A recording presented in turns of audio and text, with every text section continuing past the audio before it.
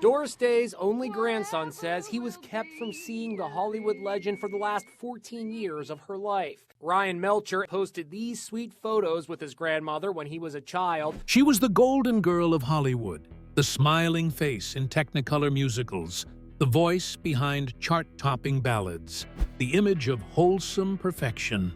What happens when the curtain falls and the world stops watching? Now, Doris Day's only grandson is breaking a silence that has lasted for decades, revealing a hidden reality far removed from the glamour. What he shares doesn't rewrite her legacy, but it does complicate it.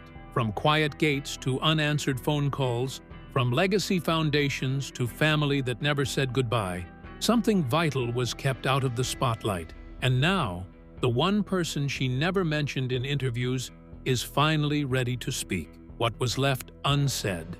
And why? A grandson shut out. In the years leading up to Doris Day's death, her only grandson, Ryan Melcher, remained completely absent from her inner circle, not by choice, but by circumstance. Despite being a direct descendant of the Hollywood icon, Ryan played no role in her final years, her estate planning, or even her public farewell. When she passed away in 2019, there was no family gathering, no final goodbye, and no personal message passed down from grandmother to grandson. The woman who sang about love and connection left behind a fractured legacy, one that excluded her only living heir from her final moments and from the legacy institutions she created. This exclusion wasn't just emotional, it was symbolic. Ryan, who shared her bloodline and carried the Melcher name, was also cut off from involvement in the Doris Day Animal Foundation, which she had passionately built over decades. He later alleged that her longtime business manager, Bob Bashara, had reshaped the foundation's leadership and mission, removing those closest to Day's original vision and replacing them with loyalists. As Ryan watched from the outside, the world continued to celebrate his grandmother's legacy, while he remained uninvited, unheard, and unseen, a living reminder of a story unfinished. The estrangement is particularly tragic since Ryan and Doris were formerly united, especially during his childhood. After the actor's parents filed for divorce in 1997, Doris tried to reach out to Ryan after his father, Terry Melcher, passed away in 2004, signaling what could have been a healing reunion, but that never happened. It was an opportunity that slipped away for closure, on both an emotional and generational level. Among other things, Ryan came to represent everything left unresolved, those family bonds lost to time, fame, and too often, the walls built to protect public figures dearly loved. As Ryan Melcher now raises a child, he contemplates not only the family of his origin, but also the one he is building. The absence of the grandmother from his adult life does not negate her legacy, it only complicates it. The sickly sweet contrast, allowed with the dour public image of Doris Day, a woman known for warmth and charm, but who, in the end, was separated by silence and distance from a grandson who witnessed it all from behind a closed gate. But as Ryan broke his silence, not everyone agreed with the story he told. Conflicting accounts. Following Ryan Melcher's emotional revelation about being estranged from his grandmother, Doris Day, the story quickly became more complicated. In a public response, Day's longtime publicist, Charlie Cullen Walters, contested some of Ryan's claims. Walters said that multiple attempts had been made to reconnect Ryan with Doris, including a direct invitation to a special celebration for her 90th birthday in 2014. According to Walters, the invite could have been a chance for the family to reunite, but Ryan never responded, suggesting the distance may not have stemmed solely from Doris or her inner circle. Walters also highlighted something that cast further doubt on Ryan's narrative, a disclaimer on Ryan's own real estate website, which at one point asked people not to contact him regarding celebrity or Hollywood-related matters. This added a layer of ambiguity to the situation, implying that Ryan may have wanted to distance himself from his famous lineage, at least publicly. While this doesn't invalidate his hurt or the pain of being kept away, it challenges the idea that he had been entirely open to reconciliation. For Ryan, however, it has been strictly a manager-takes-all claim. And according to him, the estrangement was, above all, enforced by Doris's manager, Bob Bashara, who elonged his control over her life in his later years. Bashara, Ryan alleged, blocked the planned dinner reunion with Doris after his father's death and restructured her animal foundation, removing longtime board members and replacing them with his own family members. According to Ryan, this creates clear evidence of gatekeeping and control, making a real organic reconnection with his grandmother almost impossible. Though the existence of both emotional and physical barriers cannot be denied, there were also attempts from Doris's end that seem to have been denied or underestimated. The competing descriptions from Ryan and representatives of Doris show us how quickly bereavement, fame, and miscommunication can blur family relations. One thing that is certain is that the previously close bond between grandson and grandmother was never repaired, and both were left with the secret burden of what might have been. Doris Day's secluded final years. In the final decades of her life, Doris Day chose to step away almost entirely from the spotlight that had once made her a household name. She settled into a quiet, reclusive life on her 11-acre ranch in Carmel Valley, California, where she found peace among her beloved animals. Known for her deep compassion for creatures great and small, Doris reportedly cared for as many as 30 dogs at a time, giving each its own room and even creating a separate kitchen just for their meals. Her deep connection to animals shaped her daily life, and her ranch became a haven where she could live according to her own rhythms, far from the pressures of Hollywood. Doris's retreat from public life was not just about peace. It was also marked by a desire for simplicity. She lived without many of the formalities typically associated with celebrities of her stature. According to those who knew her in Carmel, she served meals on paper plates, had a washing machine in her bedroom, and often declined public honors, including the prestigious Kennedy Center honors, because she disliked traveling and large events. Her final public appearance was at the Golden Globes in 1989, and her last known TV interview came in 1994. From the mid-1990s onward, she remained virtually unseen by the public, preferring the comfort of home to the spotlight.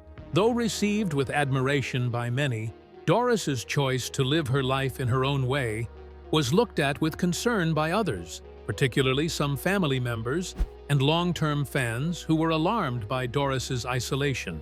Her estate in Carmel became surrounded by fences, gates, and even security guards, which her grandson Ryan Melcher later alleged made it nearly impossible to see or talk with her. Ryan felt these barriers and the increasingly restrictive control imposed by her manager, Bob Bashara, were largely responsible for maintaining Doris's emotional isolation during the twilight of her life. The estate meant much to Doris's friends. To them, it represented a greater wall that had grown up between Doris and all those who loved her dearest. With the silence and the solitude of her later life, Doris Day carried on with work through her Doris Day Animal Foundation, which came under Bashara's administration after her retirement. Animal welfare causes became her primary focus, directing her energies towards advocacy rather than celebrity. Her very last public missive was a 2019 videogram for her 97th birthday, thanking her supporters and appealing to them to keep the Foundation's mission alive. Though having long ceased any amateur outings in public, Doris Day's peaceful final years signified a woman who had gone through much and who had chosen to spend time with the beings that had given her greatest solace, her animals. From America's sweetheart to a woman betrayed, Doris Day, once celebrated as America's sweetheart for her radiant screen presence and wholesome persona, endured one of the most devastating betrayals behind the scenes. Her third husband, Martin Melcher, who also served as her manager, along with attorney Jerome Rosenthal, mishandled and misappropriated her earnings for nearly 2 decades. By the time of Melcher's sudden death in 1968, Doris discovered that her entire $150 million fortune had vanished, and she was left more than $500,000 in debt. She had trusted Melcher completely, never questioning how he managed her finances. The loss wasn't just financial, it shattered her sense of safety and trust. The betrayal went deeper than money. After Melcher's death, Doris learned he had secretly signed her up for a television series, The Doris Day Show, without her knowledge or consent. She had long planned to retire from acting, having just finished her final film in 1968, but was now contractually obligated to appear in a project she never agreed to. Even worse, the $500,000 advance from CBS had already been spent. With no financial cushion and no time to grieve, Doris was forced back into work, an exhausting demand made even more painful by the realization that the husband she thought was protecting her had deceived her in the worst way. Examples of emotional trauma. Yet Doris had to see it through with the contract. The Doris Day Show ran from 1968 to 1973, and, while a successful show, was one during which she was already getting depleted emotionally and financially. In the year 1969, he sued Jerome Rosenthal for malpractice, and after a legal tug-of-war, she won a $22 million settlement in 1974. It was, however, only a fraction of that due to insurance payouts and settlements. The damage was done, not only to her bank account, also to her ability to trust those closest to her. Not just in terms of personal lives, but in public too. Melcher's betrayal forced Doris to rebuild her life while the whole world watched. This dark episode in the life of Doris Day remains one of the most sensational instances of celebrity mismanagement in Hollywood annals. To someone bringing pleasure and light into the lives of millions through performance, Doris's existence beyond the screen was marred by poignant pain and manipulation in her personal life. She was, however, true to her nature and did not allow the betrayal to define her. She found purpose beyond Hollywood, where she engages in concerns about animal welfare and lives quietly. That she could stand on her own after such devastation speaks of the real strength beneath the cheerful facade, a reminder that icons are not immune to heartache. Mental health battles. While Doris Day was adored for her radiant smile and cheerful on-screen persona, few knew that behind the scenes, she battled profound anxiety, depression, and panic attacks for much of her life. During the height of her fame in the 1950s, she suffered in silence, often overwhelmed by emotional stress, even while filming successful musicals and romantic comedies. Her struggles were so severe at times that she believed she was suffering from heart disease, when in reality, the symptoms were manifestations of intense anxiety. Doris later admitted that she tried to cope by self-medicating with alcohol and withdrawing from public events, rather than seeking help. One of the most telling moments of her mental health challenges occurred in 1954, during the filming of Young at Heart, where she starred alongside Frank Sinatra. After an emotionally charged scene, Doris broke down in tears on set and needed Sinatra to comfort her. She later revealed that she felt like she was on the edge of a complete breakdown.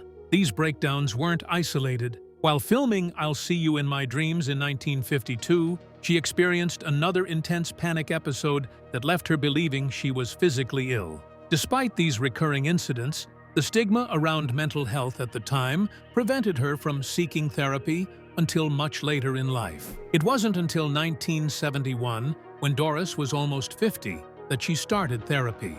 During the next 4 years, she worked with a therapist to deal with the long repressed trauma and emotional pain that had lain hidden for so long. She talked freely later in life about the positive effects it had on her, describing how it allowed her to achieve a sense of peace that she had lacked for so many years. It was a turning point for a woman who had spent her professional lifetime covering up pain behind a bright face that millions confused with true happiness. Doris's life serves as a vivid reminder that fame is no protection against emotional pain. While she was shattering box office records and becoming an icon, Among the most popular stars in the history of American entertainment, Doris struggled with inner demons on her own. Her eventual resort to therapy allowed her to recover a sense of emotional equilibrium, but did so at the expense of highlighting the price paid for the perfect public persona. By revealing her story later in life,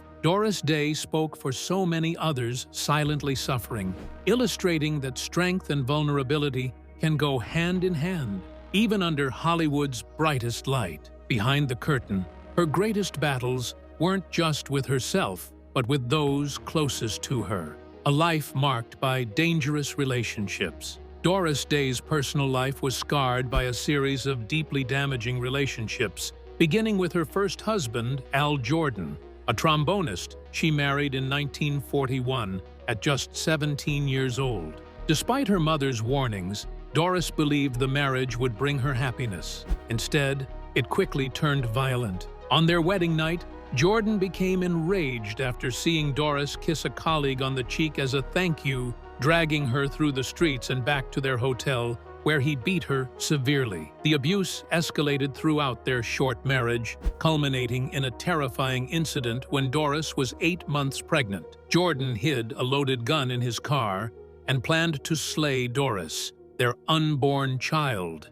and himself. Doris narrowly escaped tragedy by calming him down, but the trauma remained with her for life. After giving birth to her son, Terry Melcher, in 1942, Doris tried to salvage the marriage, hoping Jordan would change. However, when he began showing aggression toward their baby, she found the courage to leave.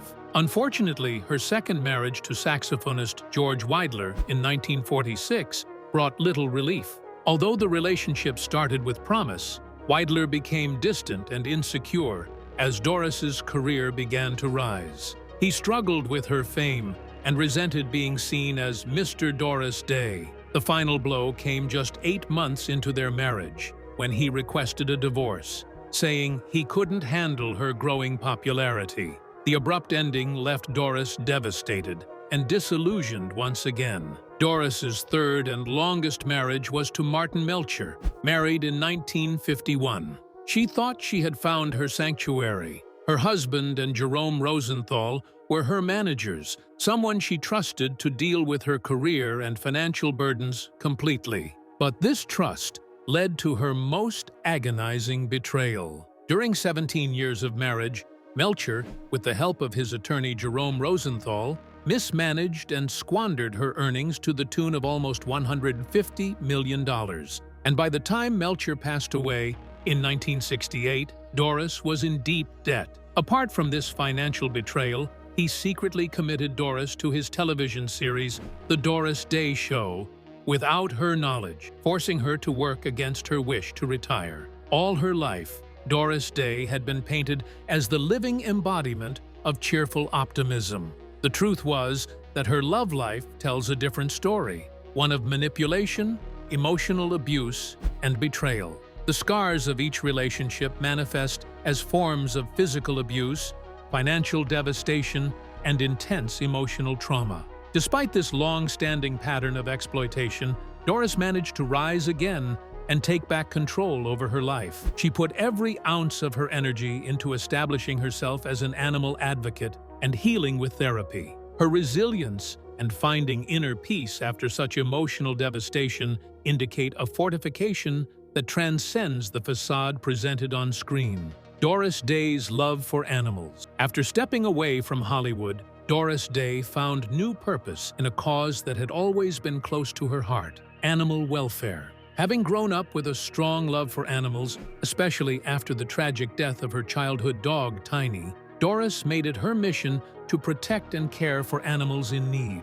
In 1978, she established the Doris Day Pet Foundation, which later evolved into the Doris Day Animal Foundation, a DDAF. What began as a small, local effort to rescue and rehome animals eventually grew into a nationally respected organization focused on helping animals through education, funding, and outreach. Doris didn't just lend her name to the cause, she was personally involved. While filming abroad, such as during the production of The Man Who Knew Too Much in Morocco, She was so disturbed by the mistreatment of local animals that she refused to continue filming until a feeding station was set up for them. Her compassion for animals extended into her daily life as well. At her Carmel Valley estate, Doris not only cared for as many as 30 dogs at a time, but she also had a dedicated kitchen built just for preparing meals for her pets, treating them with the same care and attention she gave to family.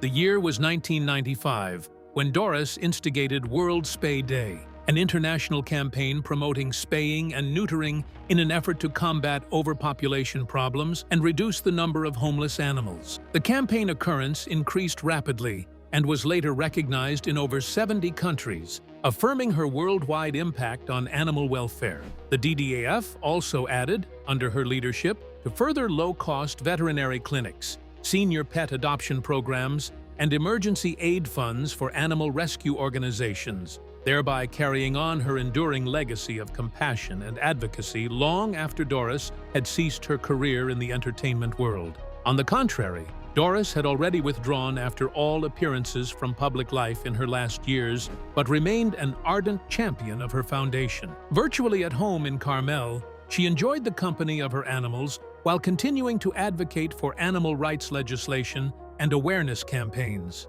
Her last message to the public on her 97th birthday in 2019 was not about her career or personal milestones, but a moving public thank you to all her fans for supporting her foundation and its work. To some extent, Doris Day's legacy continues as much through her films and music as it does through the lives of numerous animals whom she did help to save and protect. The talented son, haunted by darkness. Terry Melcher, Doris Day's only child, was a gifted and influential music producer who helped shape the sound of 1960s rock. Born on February 8, 1942, Terry was raised primarily by Doris, especially after she escaped her abusive first marriage. As a young adult, he carved out his own path in the music industry, working with prominent acts like the Byrds, producing their iconic tracks Mr. Tambourine Man and Turn, Turn, Turn.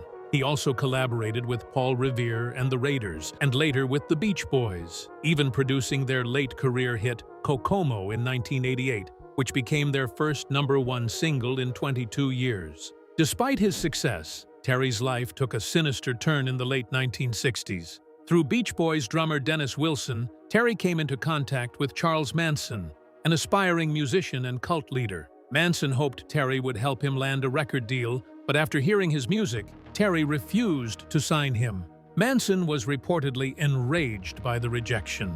At the time, Terry had been living in a rented house at 150 Cielo Drive in Los Angeles with his girlfriend, actress Candice Bergen. Fearing Manson's unpredictability, Terry moved out of the house shortly afterward. That same house would come to be known as, and infamous as, the site where the Sharon Tate slayings occurred. On August 9, 1969, when members of the Manson family turned their slaying rage on Tate and 4 others. Most people think the massacre was, in fact, instigated by Manson in retaliation against Terry Melcher's throwing him over. While there is no definite proof that Terry was the real object of the crime, it remains one of the most chilling what-ifs in Hollywood history. I can say it has left deep-seated psychological scars on Terry, says the report. He was said to have lived in fear and paranoia for a long time afterward. Despite the pale shadows of darkness that brushed so close to his own life,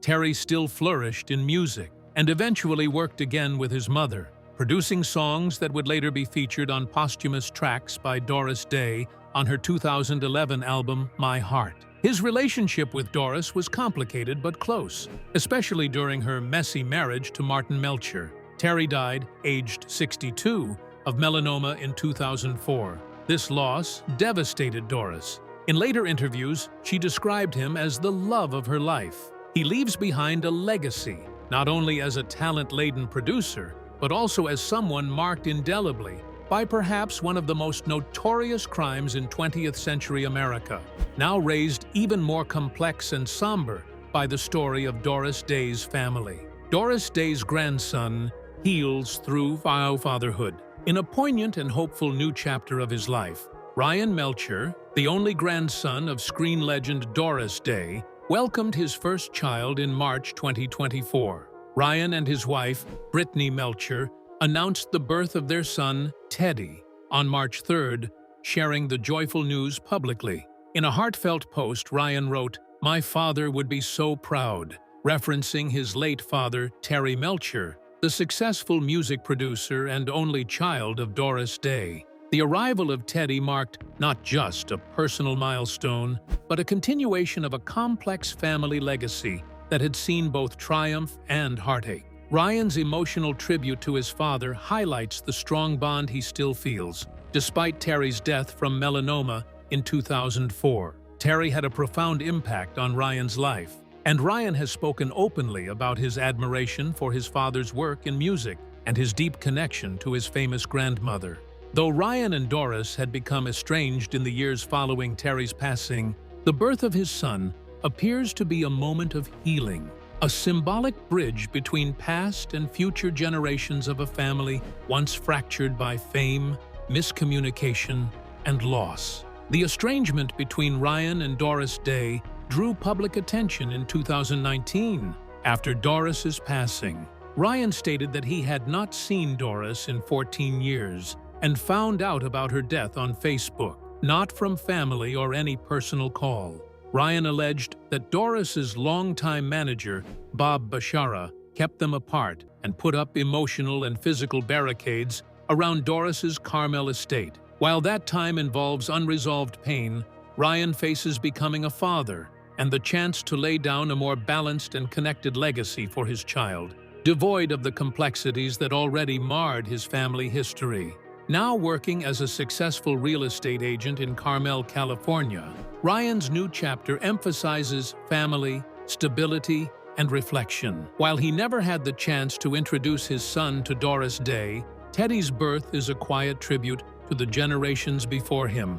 Ryan seems to have found purpose and peace in his newfound joy as a father, bringing closure to a story riddled with distance, rediscovery, and ultimately love. Ryan's road to fatherhood also illustrates a larger generational trend, one where healing from early trauma becomes something actively pursued instead of an underlying assumption. Throughout interviews, Ryan has stressed emotional openness and interruption of cycles as ideals he plans to pass to his son. "Legacy's not what you get," he once said. "It's what you select to carry ahead and what you select to dispose of." While Ryan found peace in fatherhood, the full story of his grandmother reveals far more than meets the eye. The untold story. Doris Day's public image was one of perfection, smiling, singing, and lighting up screens with an almost ethereal charm.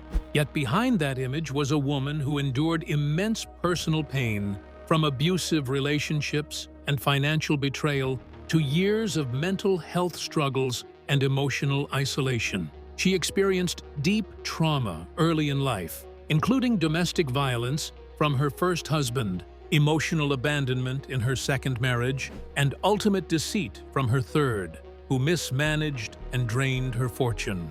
These hardships, kept hidden during her years of stardom, only came to light much later, revealing a reality at odds with her sparkling screen persona. Her resilience, however, was unmistakable. Even in the face of tragedy, such as learning of her brother's death while on tour, or recording Secret Love the day after a fight with her husband, Doris channeled her pain into powerful performances. Secret Love, which became an Oscar-winning hit and a later anthem for the LGBTQ+ community, was recorded in a single take while Doris was visibly emotional, stunning everyone in the studio. These moments of raw vulnerability translated into some of her most iconic work, resonating with fans in ways that transcended the carefully controlled image Hollywood had built around her. In her last decades, Doris retreated almost entirely from the public eye, going back to her Carmel Valley ranch,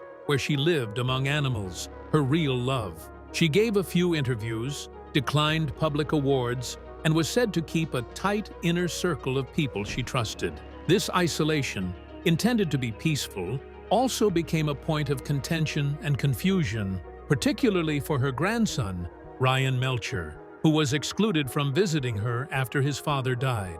His 2019 disclosure that he found out about Doris's death through Facebook put a different perspective on the secrecy and emotional remoteness that characterized her last years. Ryan's tale and the secret facts of Doris Day's life challenge us to peer beneath the surface of celebrity and to see the whole humanity of icons. Doris's legacy is not lessened by these facts. It is enriched. She was a survivor, a woman who weathered personal storms while bringing the world joy, laughter, and beauty. Her life teaches us that emotion and silence tend to go hand in hand, and that behind the most cherished faces may be tales of great strength, secret sorrow, and abiding hope. Adding to this intricate portrait, other cultural critics have pointed out the way Doris Day's precisely constructed public image mirrored the decade's ideals of femininity and the price tag of upholding that ideal. In America, in the post-war period,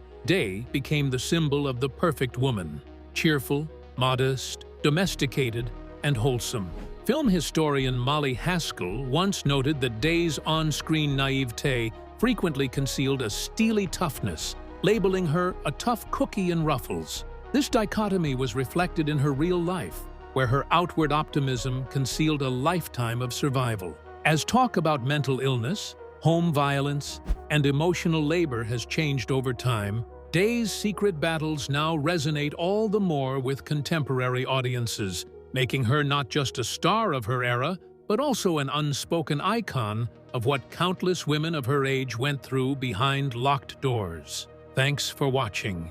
If you found this story as surprising as we did, give it a like, drop a comment to share your thoughts, and subscribe for more untold stories behind the headlines. Don't go just yet. Click on the next video on your screen to uncover another side of a Hollywood legend you thought you knew.